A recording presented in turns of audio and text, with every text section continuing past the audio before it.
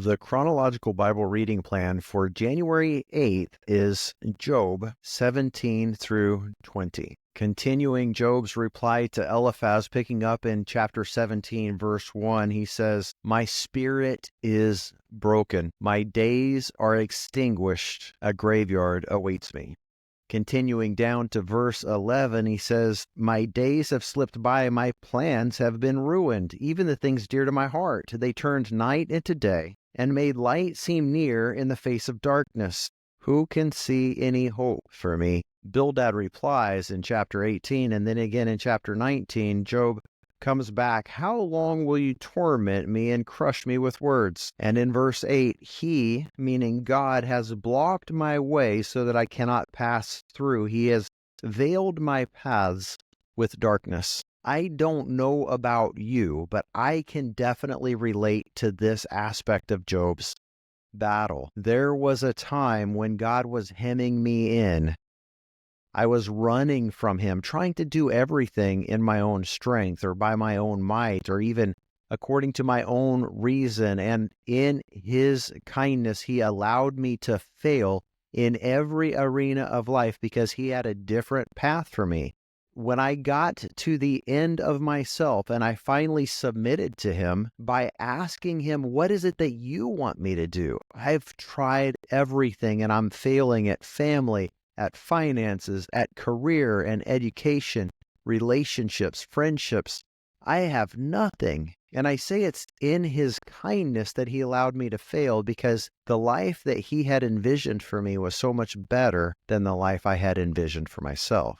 Job had a great life. He had 10 kids. He was rich. He was a businessman. He had time to worship God. He was likely happily married. He had great friends. He was well respected. And yet, as good as his life was, God had a better plan for him. And so God, in his kindness, even though it didn't seem like kindness, it doesn't look like kindness to the child who's being disciplined. It doesn't look like kindness to the student whose teacher is bearing down on them, expecting more, trying to extract greatness out of them.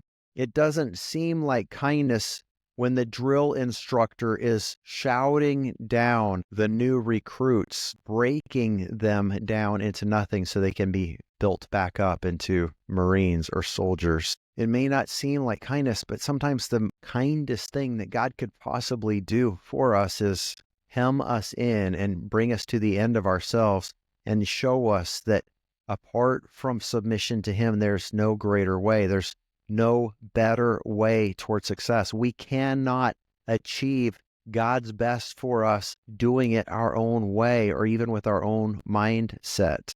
If you are one who feels as though God has blocked your way, if you're looking for which way to go and it seems as though the very paths you're searching for are veiled in darkness, maybe God is trying to bring you to this place of utter and complete dependence upon him, that you're willing to forsake all of your hopes and dreams and just be obedient to him, regardless of what it is he's calling you to.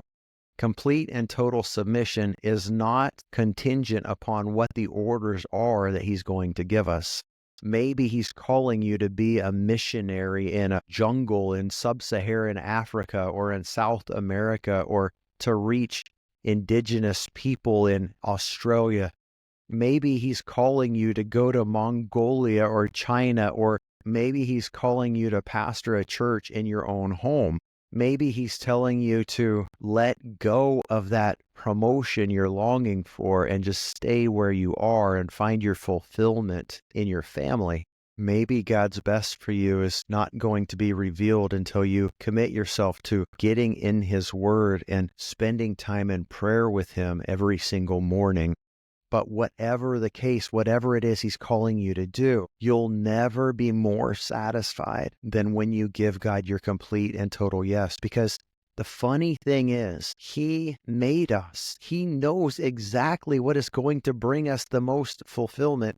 And as hard as it is for us to reconcile, Job and his wife and 10 kids and all of his businesses were not enough.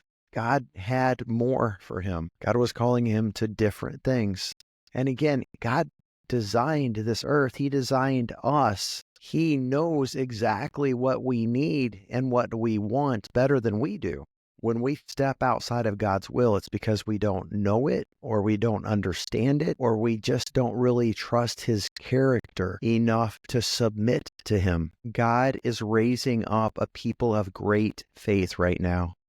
He's raising up people who will have a great, unmatched faith, who are willing to say yes to Him even when they don't understand all the details.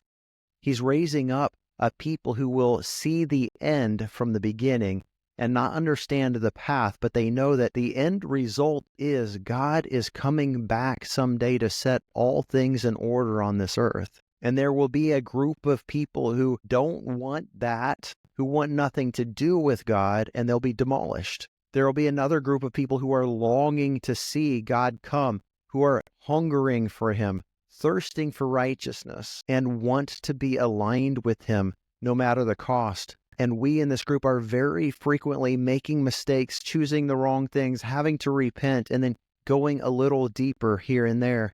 But there's going to be a third group of people on that day when Jesus returns, and they will be the ones who believed in Him, who told people about Him, who invited others to church, who read their Bibles on occasion, who prayed, but they didn't really want Him. They wanted the things He offered, but they didn't want Him.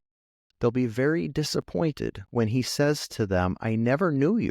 I desire intimacy. I want to birth something with you, and to birth something, it requires intimacy. Christianity is not about following rules. It's not about reciting a prayer. It's about having a relationship in which we obey His commands, whatever it is He's commanding us to do. So as you seek Him, may He bless you.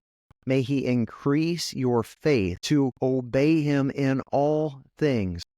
May you live a life of faith, and in so doing, achieve the ultimate success, which will be more perfect for you than anything you could have ever imagined on your own. God bless you. See you tomorrow.